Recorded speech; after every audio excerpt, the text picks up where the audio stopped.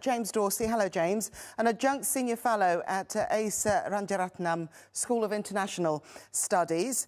How are you reading this escalation, James? We've been seeing this going on for several weeks and preceding the Saudi attack on the airport of the Yemeni capital of Sana'a. I think what we're seeing essentially is the Houthis seeing an opportunity.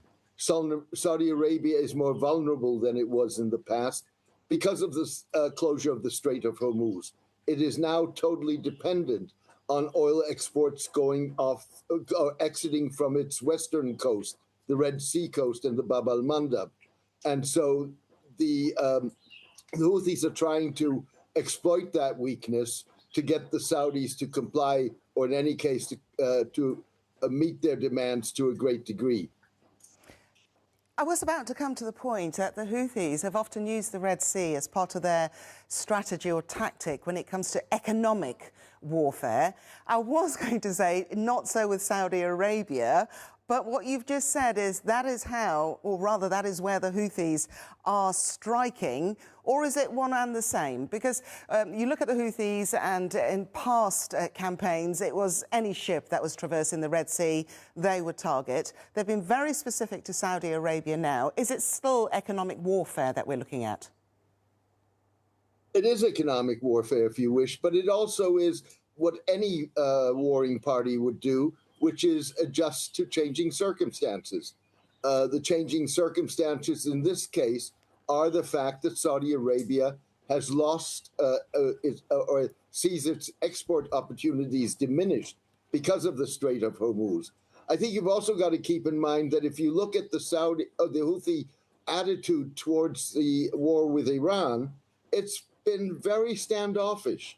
The Houthis didn't declare that they were joining the war on March 12 in support of Iran, but they've really done nothing to back that up, except for a few missiles that they fired at Israel. There certainly was no move until now, very recently, to strike in Bab al-Mandab or the Red Sea, or target the Saudis for that matter.